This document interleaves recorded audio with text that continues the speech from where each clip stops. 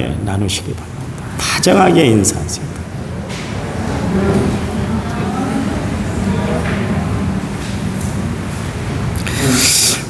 건강하시기 바랍니다. 눈이라는 그 신체기관 하나도 하나님이 주신 선물인 것 같아요. 그래서 관리를 잘하고 살아가시기 바랍니다. 우리가 두 눈을 뜨고 사물을 정확히 볼 수 있고 물체를 정확히 그렇게 식별하며 살 수 있다는 것은 축복 중에 축복인 것 같아요. 제가 눈에 문제가 좀 있어서 지난주에 그 안과에 가서 각종 엑스레이를 하여튼 수십 번 찍은 것 같아요. 그리고 나서 눈동자에 이제 마취를 하고 거기다 이제 동공에다가 주사를 놨는데요. 한쪽 눈은 금요일 날 하고 한쪽 눈은 토요일 날 했는데 주사가 잘못 맞았는지 여기가 핏기가 지금도 있습니다. 이따 나가실 때 혹시 목사님 눈병 걸렸나 생각하지 마시고 주사를 잘못 맞았어요. 잘못 맞춰줘서 그렇게 될 것 같아요. 첫날 그 30분 휴식을 취하고 나왔는데도 햇볕에 눈이 밝아서 아무것도 안 보이는 거예요. 도로를 이렇게 건너는데 차가 옆에 와 있는데도 모를 정도로 그렇게 건너가셨습니다. 그냥 하얗게만 보이지 식별이 안 되더라고요. 식별이. 바울이 다메섹 도상에서 부활하신 주님을 만났을 때 눈이 멀어버렸잖아요. 너무나 강렬한 빛을 받았기 때문에 눈이 멀어서 일주일 동안 식음을 전폐하고 아무것도 보지를 못했었어요. 그때 바울이 생각이 나는 것 같아요. 바울이. 성도 여러분, 다시 한번 부탁을 드립니다만 사지백체가 건강할 때 관리 잘하고 살았어요. 건강은 내가 챙겨야지 누가 챙겨주는 것이 아니라는 것을 알 수가 있어요. 흔히 사람들이 그렇게 이야기하잖아요. 돈을 잃으면 조금 잃은 것이고 사람을 잃으면 많이 잃은 것이고 건강을 잃으면 다 잃어버린 것이다. 그렇게 이야기들 하지 않습니까? 있을 때 이 잘하는 그 말처럼 건강도 건강할 때 잘 지키고 살아야 되는 거예요. 건강을 잃으면 아무 소용이 없기 때문에 그렇습니다. 재활의학과에서 교수로 있는 친구가 만날 때마다 저에게 이야기를 해요. 김 목사 건강할 때 관리 잘하고 살아. 늘 그렇게 입버릇처럼 저에게 해줬거든요. 그런데 우리가 건강을 잘 관리하려면 발병 원인이 도대체 뭔가 그것을 우리가 잘 알아야 건강을 잘 관리하고 살아갈 수가 있는 것이죠. 만일 얼굴에 주름이 지고 또 주근깨나 또 잡티가 덕적덕적 그렇게 끼어 있으면 여간 신경이 쓰이는 게 아니에요. 그 아가서를 보시면 여러분 술라미 여인이 그런 이야기를 했습니다. 자신을 소개할 때 나는 오빠들에게 미움을 받아서 오빠들 때문에 내가 포도원을 관리하고 또 양을 쳐야 된다. 한 가지 일만 해도 참 힘들고 어려울 텐데 그 떼약볕 밑에서 양들을 관리한다는 게 쉽지 않은 일이에요. 여자로 보면. 그러다 보니까 자연히 자기 얼굴 피부의 관리를 할 수가 없었어요. 얘는 바쁘기도 하고 그렇게 자신을 돌볼 만한 여력이 없었기 때문에 그랬습니다. 그래서 자기가 표현할 때 나는 계달의 장막과 같다. 그런 이야기를 했어요. 그러니까 거칠 대로 거친 피부를 가지고 있다. 그런 이야기였어요. 그러니 주변에 예루살렘 여인들이 이 슐라미 여인을 보면서 했는 이야기가 뭐냐면 그런 몸으로 그런 모습으로 어떻게 시집을 가겠어. 그렇게 해갖고 어떻게 남자의 관심이나 사랑을 그렇게 받겠어? 그런 이야기를 했었습니다. 주변에서 사람들이 자꾸 그런 이야기를 하니까 처녀인 자신의 몸에 대해서 피부에 대해서 건강에 대해서 그런 이야기를 하니까 자꾸 그게 위축되게 만들었던 거예요.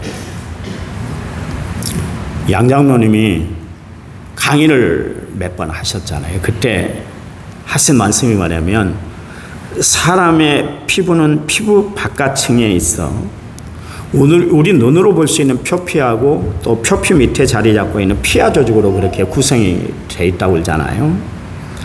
표피는 신진대사뿐만 아니라 또 세포 분열이 일어나서 일정 기간 지나면 재수명이 닿으면 그거 이제 때가 돼서 사람의 몸에서 떨어져 나가게 돼 있어요. 그런데 중요한 것은 피부는 폐가 주관하고 있다. 그런 이야기야. 폐가 주관한다.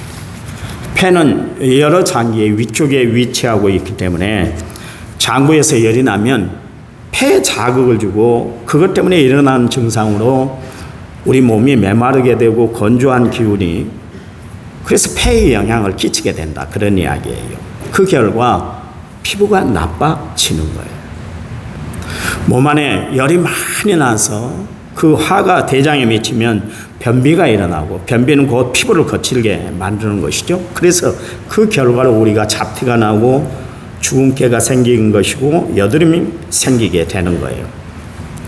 그러니까 얼굴에 주근기 그리고 기미, 잡티, 여드름이 생기는 것은 얼굴 때문이 아니라 폐나 장기에 이상이 생겼기 때문에 일어나는 생리적인 현상인 것이기 때문에 그걸 잘 알아야 된다. 그런 이야기예요. 그러니까 여러분 깨끗한 피부를 유지하려면 유명한 브랜드의 고급 화장품을 쓰는 것이 중요한 것이 아니에요. 그 원인을 제공하는 장기를 치료하는 것이 우선이다. 그런 이야기예요. 이거는 신체의 경우만 그런 것이 아니죠. 정치가 그렇고 사회가 그렇고 가정이 그렇고 우리가 살아가는 모든 삶이 그래요. 왜 세상에 갈수록 살아가기가 어렵고 힘들까요? 왜 마음에 평안이 없고 자꾸만 불안하고 염려가 생기고 초조가 앞서게 될까요? 분명히 원인이 있기 때문에 문제가 있기 때문에 문제가 생겼기 때문에 그런 현상들이 벌어지는 거 아니겠습니까? 그런데 문제가 생기면 어떻게 해야 됩니까? 원인 파악을 잘 해야 되는 거예요.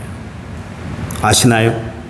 모든 문제에는 분명히 해답이 있습니다. 문제가 출제가 됐으면 해답이 있기 때문에 문제를 출제하는 것이지 문제가 없는데 해답을 출제할 수가 없지 않습니까? 그렇잖아요.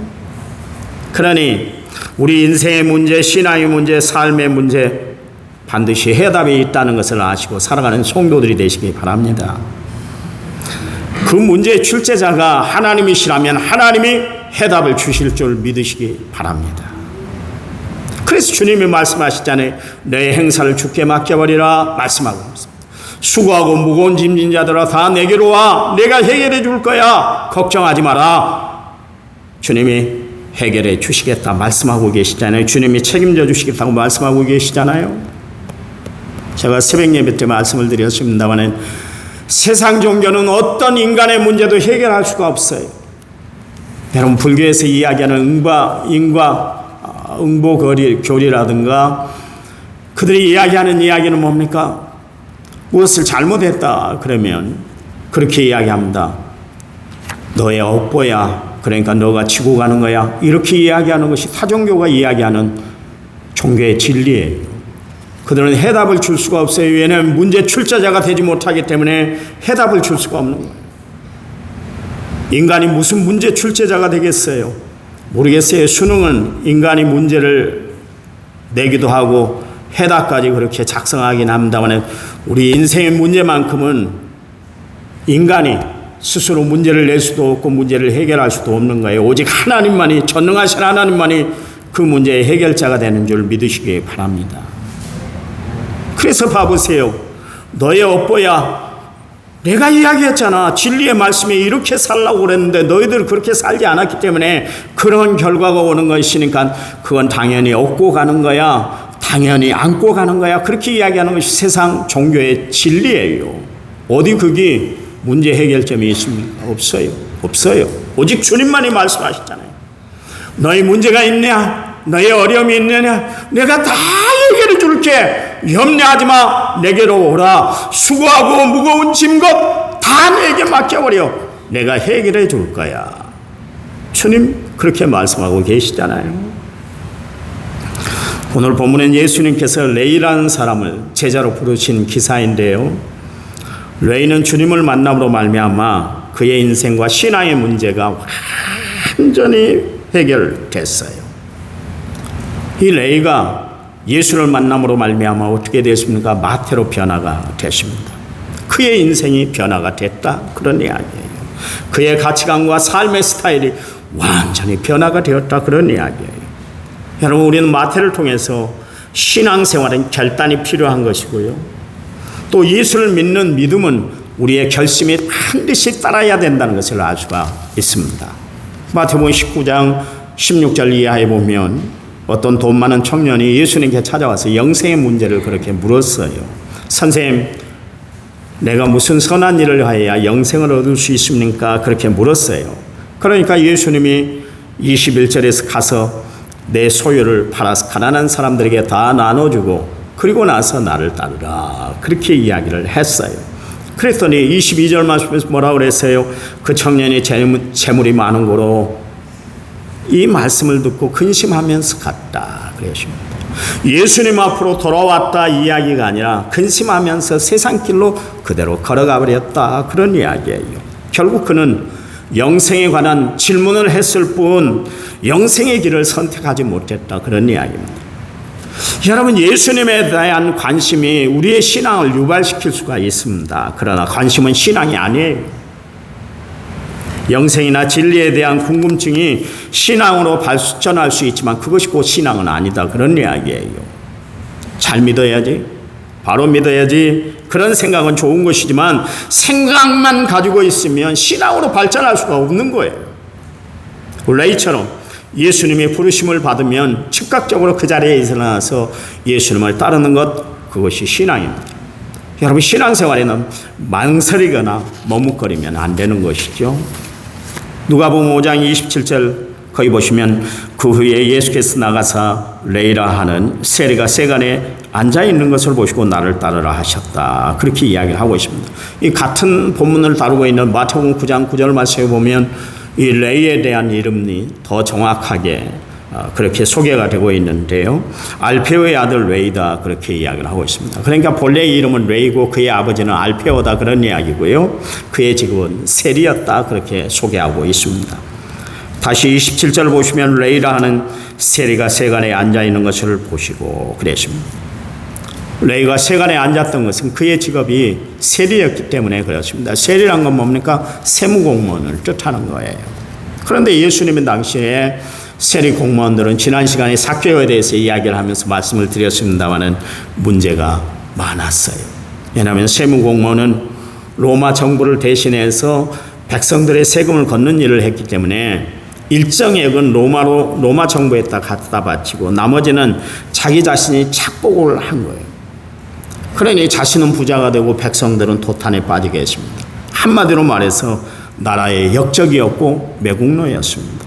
그런데 예수님이 그 문제 많은 사람이었던 레이 마태를 제자로 부르셨어요. 여러분, 하나님은 완전한 사람만 부르시는 것이 아니라 부족한 사람, 문제가 많은 사람도 부르세요. 약한 자를 부르시고 없는 사람을 부르시고 미련한 자도 다 부르시는 하나님인 줄 아시기 바랍니다. 하나님이 쓰지 못할 사람은 이 세상에 아무도 없어요. 그래서 바울이 고린도전서 1장 26절에 29절 말씀에서 뭐라 했냐면 형제들아 너희 부르심을 보라. 육체를 따라 지혜로운 자가 많지 아니하며 능한 자가 많지 아니하며 문벌 좋은 자가 많지 아니하도다. 그러나 하나님께서 세상에 미련한 것들을 택하사 지혜 있는 자들을 부끄럽게 하려 하시고 세상에 약한 것들을 택하사 강한 것들을 부끄럽게 하려 하시며 하나님께서 세상에 천한 것들과 멸시받는 것들과 없는 것들을 택하사 있는 것들을 피하려 하시나니 이는 아무 육체도 하나님 앞에서 자랑하지 못하게 하려 하십니다. 그렇게 말씀을 하고 있어요. 저는 이 말씀을 대할 때마다 얼마나 은혜가 되는지 모르겠어요. 하나님이 나 같은 사람을 부르셨다는 것이 얼마나 은혜고 축복인지 모르겠어요. 이거는 하나님의 은혜가 아니고는 도저히 설명할 길이 없는 것이죠. 여러분, 연장은 주인 쓰기에 정말 편리해야 되는데 그래야 주인이 무슨 일을 하는지 간에 편하게 그 연장을 쓸 수가 있는데 이건 거칠죠, 모나죠, 쓰기에 합당하지 못하니까 주님이 쓰실 때 얼마나 불편하시겠어요. 그런데도 여전히 사용하고 계세요. 그러니 하나님의 은혜라는 거예요.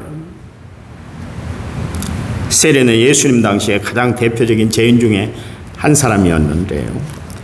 그 당시에 죄인 그러면 남자는 세리고 여자는 창기라고 그렇게 이야기를 했습니다. 오죽하면 세리는 법정에 증인도 세워서는 안 되고 해당에서 예배드릴 때 헌금위원으로 세워도 안 된대요. 왜요? 믿을 수가 없기 때문이라 그렇게 이야기를 했습니다. 오늘 예수님이 이 세상에서 손가락질 당하고 인근 대접받지 못한 그렇게 살았던 세리마태를 불렀어요. 그러니 세리마태가 예수님을 볼 때마다 자기가 부르심을 받았다는 것 때문에 얼마나 감동이 되고 얼마나 감격스럽게 세상의 주의 일들을 감당해 나갔겠어요. 어떻습니까? 하나님이 내가 더 정직하게 살았기 때문에, 내가 착하게 살았기 때문에 하나님이 나를 자녀 삼아주시고 천국 백성 삼아주셨던가요? 저는 나를 쓰는 하나님을 생각할 때마다 이 찬양이 늘 떠올라요. 아, 하나님의 은혜로 이 쓸데없는 자 왜 구속해 주는지 나는 알 수가 없다. 이 찬양이에요. 여러분, 하나님의 은혜로 우리가 구속을 받았다, 하나님이 나를 부르셨다는 것은 하나님이 나의 행위를 보지 않으셨다, 그런 이야기예요. 다 덮어주고 나를 부르셨다, 그런 이야기예요. 과거를 보시지 않았다, 그런 이야기예요. 죄가 있음에도 불구하고 다 용서하셨다, 그런 이야기예요. 여러분, 하나님의 마태를 부르셨을 때 그가 지금까지 했던 행적들 하나님은, 예수님은 보시질 않으셨어요. 그의 죄를 동이 서가 먼 것처럼 멀리 하셨고 그를 무조건적으로 다 받아주셨잖아요. 불러놓고 마태, 지금까지 너 못된 짓 다 했지. 너 마을 사람들을 얼마나 괴롭혀서, 너 주머니에는 얼마나 돈이 많이 들어있어, 이야기하시면서 그런 이야기 하지 않았어. 너는 죄인이야. 이 자리에서 회개해. 내 앞에서 회개해야만 나가 받아줄 거야. 그런 이야기 하지 않았어요. 그냥 무조건적으로 받아주셨어요. 무조건적으로 받아주셨어요. 얼마나 감사했겠어요. 얼마나 감동이 됐겠어요. 여러분, 그 은혜로 우리도 하나님의 자녀가 되고 주의 부르심을 잡은 하나님의 사람들이 된 줄 믿으시기 바랍니다. 믿으시기 바랍니다. 그렇게 용서함을 받은 레위가 어떻게 변했습니까? 29절 말씀에, 누가복음 5장 29절 말씀, 오늘 본문에 레위가 예수를 위하여 자기 집에서 큰 잔치를 하니 세리와 다른 사람이 많이 함께 앉아 있는지라 그랬습니다. 참 놀랍게 변화가 됐잖아요. 예수님께 돌아온 즉시 그는 잔치를 배석했습니다. 그 잔치에는 예수님도 초청하고 자기와 같은 세리 그리고 이웃들까지 다 초청을 했어요. 어느 나라나 잔치가 있습니다. 고대 나라의 왕궁에서는 한 달씩 그렇게 잔치를 했다 그래요. 우리나라도 왕궁에서 잔치를 하면 한 주간씩 잔치를 열었습니다. 여러분, 잔치를 하면 사람들이 모여들게 돼 있고요. 음식이 풍부하고 흥이 넘쳐나게 돼 있습니다. 싸우기 위해서 잔치를 벌이는 일은 없는 거예요.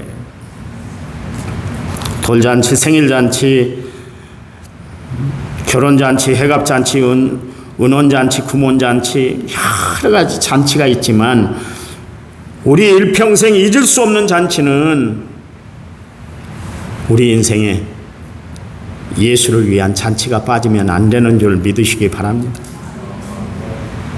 그런 면에서 성경은 잔치로 시작해서 잔치로 끝나요. 예수님의 생애를 봐보세요. 첫 번째 기적을 어디서 베풀었는가? 가나의 혼인잔치에서 베풀었잖아요. 그때로 시작해서 그때 물이 포도주로 변하는 기적을 베풀어 주셨잖아요. 잔치로 시작된 예수님의 그 모든 사역은 요한계시록에 기록된 어린 양의 혼인잔치로 그 절정을 이루게 되는 것을 알 수가 있습니다. 그리고 새하늘과 새 땅인 천국에서 영원한 그 잔치가 계속될 거예요.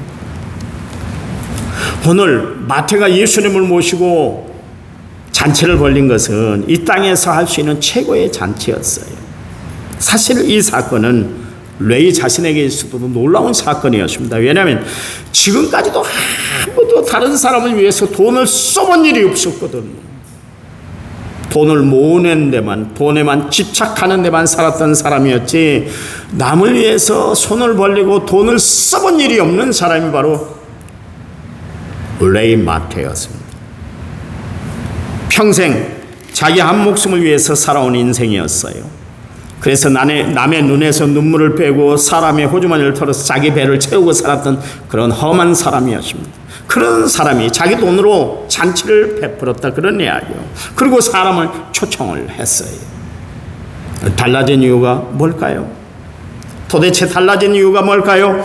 예수님 때문에 자신이 구원받고 하나님의 자녀가 되고 천국 백성 그리고 주의 제자가 됐다는 것 때문에 그게 간격이 돼서 이 잔치를 벌였다 그런 이야기예요. 그래요. 예수님 때문에 은혜 받고 예수님 때문에 새 생명 얻고 예수님으로 인하여 사랑을 받았기 때문에 그렇습니다. 어떻습니까? 우리도 마찬가지 아니에요. 우리도 마태처럼 하나님의 은혜로 구원받았고 하나님의 은혜로 하나님의 자녀가 되고 천국 백성이 되고 그리고 주의 사역을 감당하는 하나님의 직분자로 하나님이 우리를 세워주셨잖아요. 그렇다면 레이가 마태로 변하는 축복을 누렸던 것처럼 우리도 마찬가지로 변화된 삶을 살아야 된다 그런 이야기예요.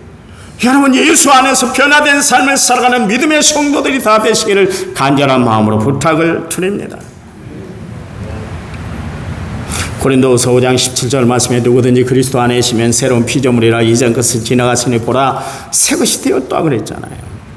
에레미야서 13장 23절 말씀에 구수인이 그의 피부를 표범이 그 반점을 변할 수 있게 할 수 있느냐 할 수 있을진데 악에 익숙한 너희도 선을 행할 수 있다 그랬어요.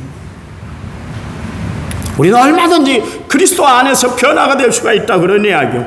나는 할 수 없지만 누가 하시면 돼요? 하나님이 하시면 성령이 역사하시면 악에 익숙한 우리도 악과 더불어 살아가는 우리도 변화된 하나님의 사람으로 살아갈 수가 있다 그런 이야기요. 여러분, 자기밖에 모르던 마태가 변화가 되었습니다. 선한 구설이라고는 하나도 없었던 사람이 예수를 만남으로 말미암아 그가 변화된 축복을 누리게 되었다 그런 이야기 아닙니까? 28절 말씀을 봐주세요. 28절. 그가 모든 것을 버리고 일어나 따랐다 그랬습니다. 여기 예수님의 초청을 받아들였던 마태가 했던 행동이 자세히 기록되어 있는데요. 세 단어예요. 버리고 일어나 따랐다 그랬습니다. 버리고 일어나 따랐다. 마태는 예수님을 따르는 데 있어서 지금까지 누렸던 세상의 모든 것들을 다 버렸어요. 예수님을 따르는 데 있어서 그 어떤 결단보다 먼저 나를 버리는 그 결단이 있어야 돼. 여러분, 바울을 봐보세요. 주를 따르는 데 있어서 자신이 장애가 되니까 자신을 과감히 버려버렸잖아요. 그리고 자신은 그리스도만 알기로 작정했지 않습니까? 그것도 안 되니까 나는 그리스도와 함께 십자가에 못 박아버려서 못 박혔어 그렇게 고백하고 있지 않습니까? 바울은 예수님 때문에 자신 자존심도 버렸고 세상이 가지고 있던 모든 명예 썩어질 세상 가치관을 다 버렸어요. 다 버렸어요. 다 아낌없이 다 버렸어요. 아시기 바랍니다. 세상적인 모든 것을 가감히 버려야 우리는 주의 길 십자가의 길을 따라갈 수가 있게 돼 있어요. 세상 것들은 내가 영원히 붙들 수 있는 것이 아니에요. 여러분, 착각하지 마세요. 착각하지 마세요. 언젠간 내 손에서 다 내려놓게 돼 있어요. 움켜진다고 움켜질 수가 있는 것이 아니에요. 발버둥 친다고 해서 있어지는 것이 아니에요. 여러분, 신앙은 뭡니까? 내 손을 펴고 주님을 붙잡는 것이 신앙인 줄 믿으시기 바랍니다. 이 손으로 세상 것 붙들고 살아가는 것이 아니라 이 손으로 하나님을 붙들고 예수님을 붙들고 성령님을 붙들고 말씀을 붙들고 기도를 붙들고 살아가는 성도들이 되시기를 간절한 마음으로 부탁을 드립니다. 한 번은 예수님의 길을 가시다가 어떤 사람을 제자 삼기 위해서 나를 따르라 그랬어요. 그러니까 그 사람이 머뭇거렸죠. 누가복음 9장 59절 말씀에 보니까 나로 먼저 가서 내 아버지를 장사하게 해주세요 그랬어요. 그러니까 예수님이 그런 이야기를 하죠. 60절에서 이르시되 죽은 자로 자기의 죽은 자를 장사하게 하고 너는 가서 하나님의 나라를 전파하라 그랬어요. 야, 장례식이 중요한 것이 아니야. 너는 나를 따라야 돼. 그렇게 말씀을 하셨어요. 어떻게 보면 예수님은 인정머리도 없는 분 같아요. 부모님이 돌아가셨는데 그래도 최소한 3일장은 지켜봐야 될 거 아니겠어요? 그런데도 예수님은 야, 죽은 사람이 장례하게 하고 너는 나를 따라 그랬어요. 더 가시다가 또 한 사람을 또 불렀어요. 그래서 61절 또 다른 사람이 이르되 주여 내가 주를 따르겠나이다마는 나로 먼저 내 가족과 작별을 하게 하소서 그랬어요.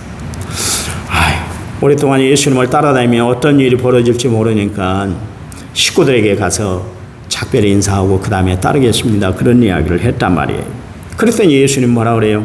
누가복음 9장 62절 말씀에 예수께서 이르시되 손에 쟁기를 잡고 뒤를 돌아보는 사람은 하나님 나라에 합당치 않아. 그런 말씀을 하셨어요.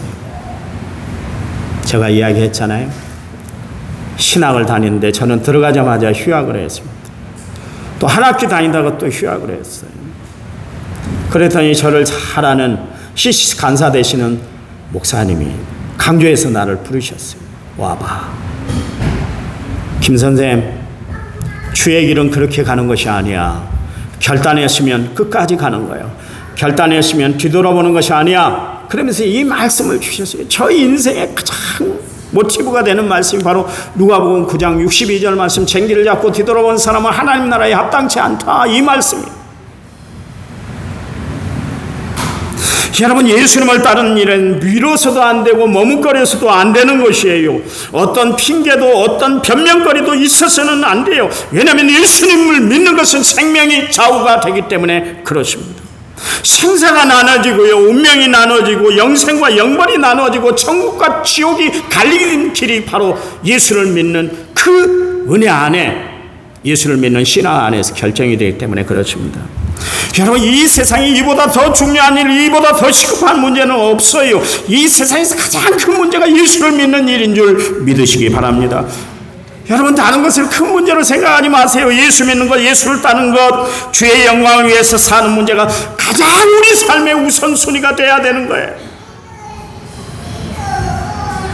마태는 예수님을 만남으로 말미암아 지금까지 누렸던 모든 것 다 포기했어요. 그 일화 들어봐서 아시잖아요. 아시아에서 원숭이를 잡는 방법이 있다 그러잖아요. 동그란 통에다가 바나나나 또 원숭이가 좋아하는 각종 과일을 넣어놓으면 손을 넣을 때는 들어가잖아요. 내 요 바나나나 이런 것 과일을 꽉 잡는 순간 손이 커져버리잖아요. 끝까지 놓질 않는데요. 지가 죽는 줄도 모르면서 놓질 않는데, 왜냐하면 이걸 빼내야 되니까 빼내야 돼. 그래서 잡는다고 그래요. 여러분, 마찬가지예요. 우리 세상 거 꽉 붙잡으면 죽음의 길로 가는 거예요. 마태는 지금까지 자신이 꽉 붙잡고 살았던 세상 가치관을 다 버렸어요. 그러자 인생의 목표가 달라졌잖아요. 세상 살아가는 모습이 달라졌잖아요. 그때서야 비로소 하늘나라가 보이기 시작한 거예요.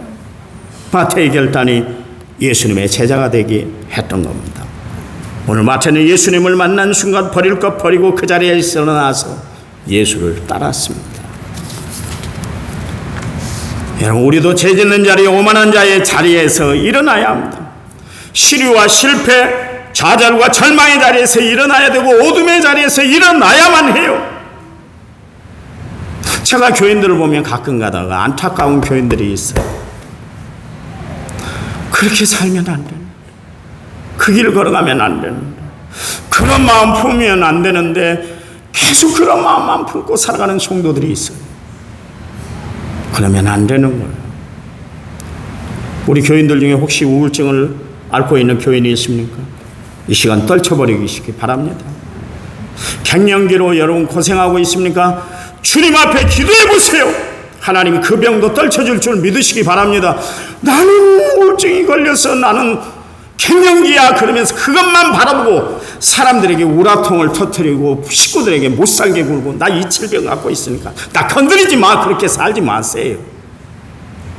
그런 병이 찾아오면 모든 병을 고칠 주님 앞에 나와 기도할 마음을 가져보세요.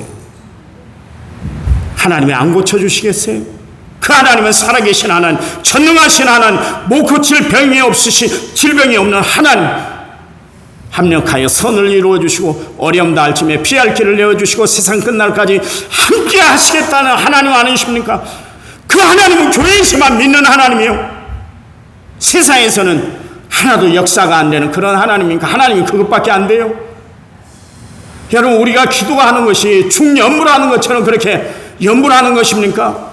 아니잖아요. 살아계신 하나님 앞에 우리가 기도하는 거 아니겠어요? 그러면 하나님의 능력이 기도하면 나타날 줄 믿으시기 바랍니다. 여러분에게 어떤 절망이 있어요, 시련이 있어요, 아픔이 있어요, 여러분 하나님 앞에 다 맡기고 살아가는 성도들이 되시기 바랍니다. 하나님이 해결해 주실 거예요. 제가 즐겨 부르는 찬양 또 하나 있다고 그랬잖아요, 새벽에. 하나님이 해결해 주신다, 이 찬양이. 찬양 부를 때만 하나님이 계시고 내 삶 가운데 그 찬양이 완전히 무시가 되고 그렇게 살아가면 그게 무슨 신앙이겠어요? 그렇잖아요. 이겨내세요. 이겨낼 줄 믿습니다. 이기게 하실 줄 믿습니다. 그래요.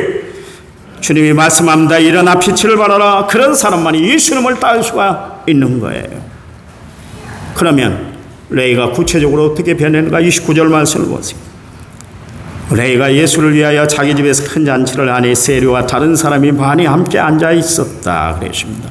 그 29절 말씀에 보니까 크게 두 가지인데, 예수를 위하여 다른 사람과 함께, 위하여는 목적이고 함께는 의미예요. 레이는 크게 두 가지가 변화가 됐다, 그런 이야기죠. 첫째는 사는 목적이 달라졌고, 둘째는 삶의 모습, 삶의 의미가 달라졌다, 그런 이야기입니다. 여러분, 예수 믿는 사람은 삶의 목적이 달라지고 삶의 의미가 달라져야 되는 것이에요. 먼저 그는 예수를 위해서 살게 되었습니다. 그동안 돈에 매인 인생, 욕만 바가지 얻어먹고 살던 버러지 같은 인생에서 세상에서 가장 보람된 위대한 일에 그가 쓰임받게 되었다, 그런 이야기 아닙니까? 여러분 어떻습니까? 예수님을 위해서 살기로 여러분 결심했나요? 예수를 위해서 사는 것이 중요한가요? 예수님은 우리 인생의 목적이 되시기 때문에 그렇습니다. 여러분, 우리네 삶은 목적 있는 삶을 살아야 되는 거예요. 목표가 없고 또 목적이 없이 살아가니까 인생의 의미가 없이 그럭저럭 살아가는 것이지, 여러분 목표가 한번 세워져 보세요. 사람이 달라져요. 눈빛이 달라지고 태도와 사상이 다 달라지게 되는 것이에요. 여러분, 오래전에 전주에서 그 2억을 빚진 사람이 그 빚을 갚기 위해서 안 해본 일이 없었던 그 사람이 소개가 된 적이 있잖아요. 이 사람은 때밀이부터 목욕탕 청소, 택배 배달, 음식 배달, 우유 배달, 신문 배달, 심부름센터, 떡집 알바, 죄 짓는 일은 빼고는 다 해봤다고 그러잖아요. 정말 잘 시간이 없을 정도로 그렇게 열심히 살았다고 그래요. 그렇게 해서 3년 안에 자신이 지고 있었던 2억이라는 빚을 다 갚았다고 그러지 않습니까? 빚을 진 걸 생각하면 밤잠을 못 잤다고 그랬어요. 그래서 밤을 설쳐가면서 그 빚을 갚았다 그러더라고요. 보세요. 세상에서도 사람이 목표가 분명히 세워지면 못할 일이 없지 않습니까? 그렇잖아요. 우리가 어떤 사람이요? 우리는 그리스도의 사랑에 빚지고 살아가는 사람들이에요.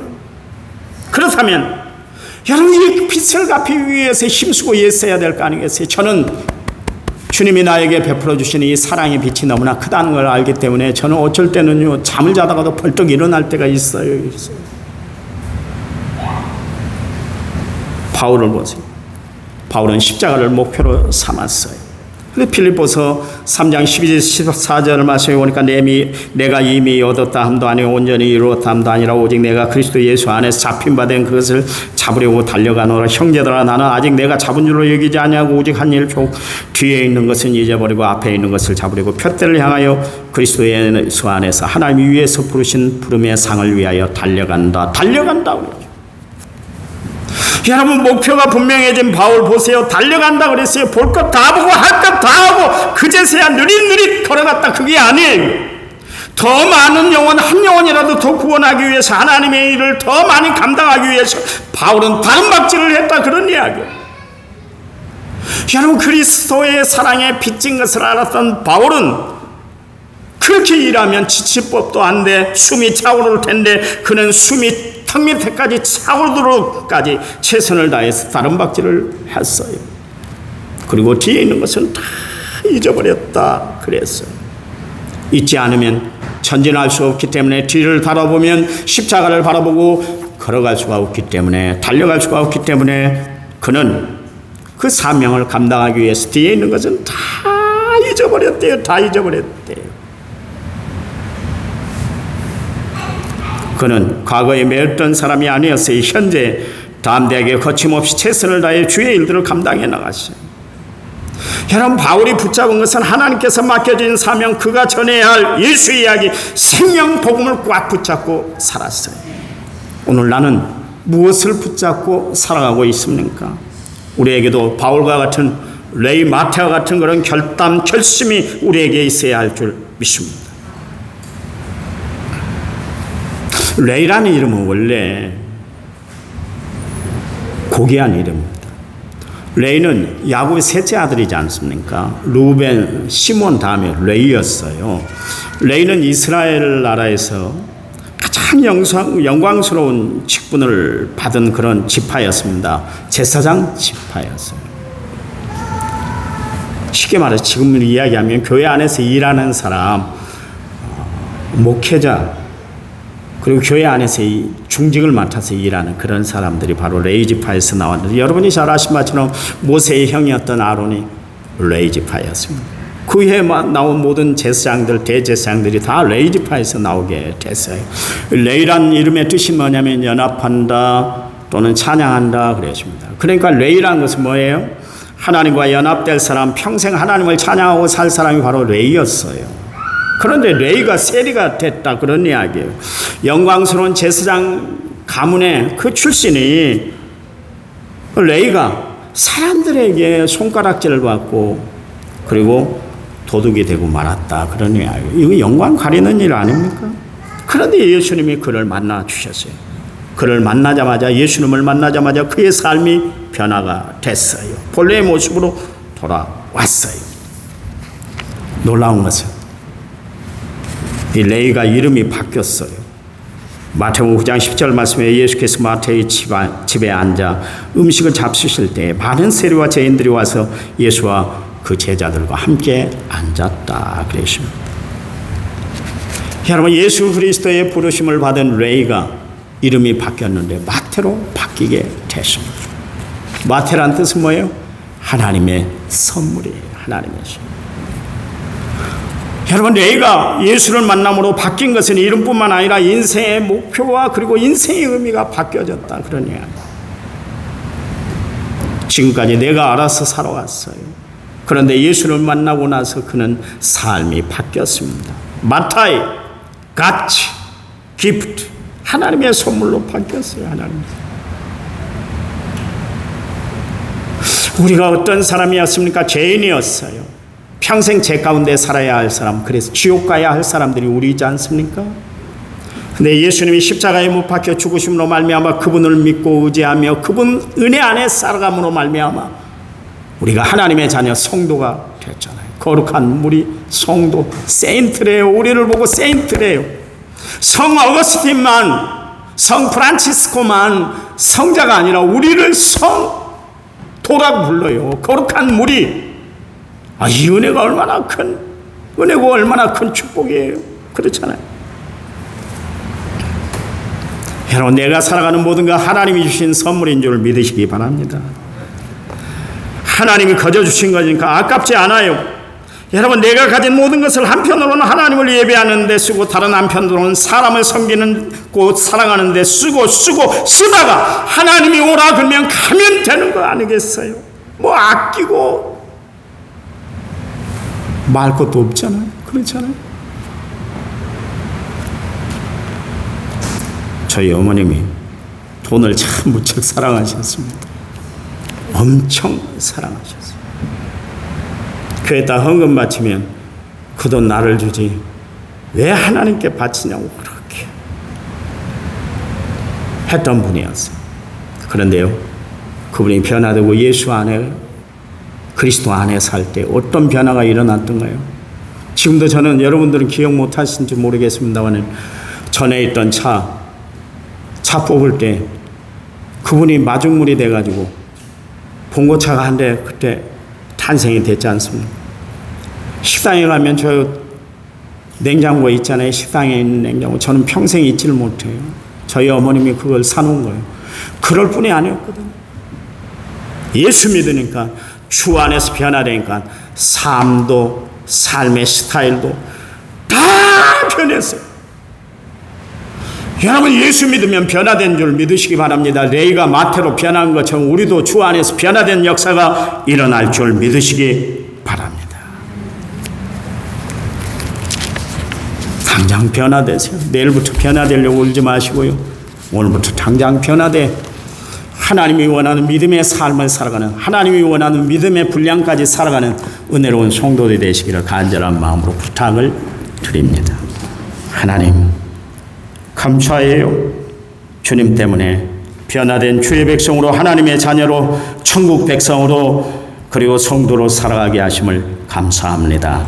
우리 일주일 동안 살아갈 때 마태가 변화된 것처럼, 레이가 마태로 변화된 것처럼 우리도 변화된 삶을 살아 하나님 앞에 영광 돌리는 삶이 되도록 축복해 주시옵소서. 예수님 이름으로 기도했습니다. 아멘.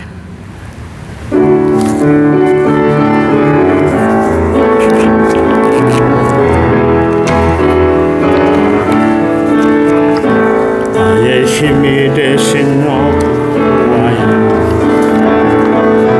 주님을 사랑합니다.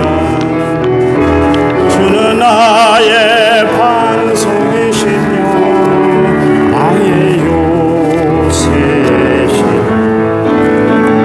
주는 나를 건지시니 나의 주, 나의 하나님, 나의 피알바이시여, 나의 방패시라, 나의 하나님, 나의 하나님,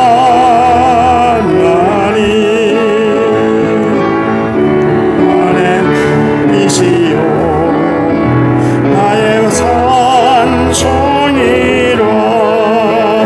나의 하나님, 나의 하나님, 그 나의 여호와, 나의 구세, 나의 생명이신 여호와여,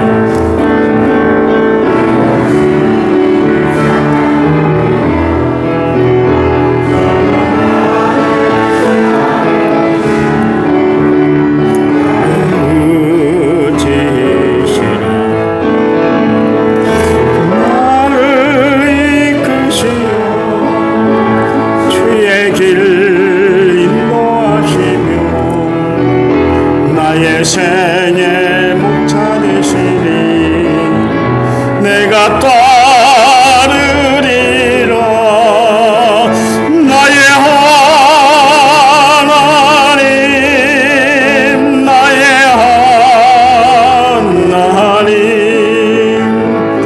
생명의 면류관으로 내게 세우소서. 나의 하나님, 나의 하나님, 그는 나의 여호와, 나의 구세주. 이제는 길이요 진리요 생명 되신 우리 주 예수 그리스도의 은혜와 하나님 아버지의 지극하신 사랑과 성령님 위로교통은혜 충만한 역사가 오늘 말씀을 받은 모든 성도들을 위해 이제부터 영원토록 함께 하시기를 간절히 축원하옵나이다. 아멘.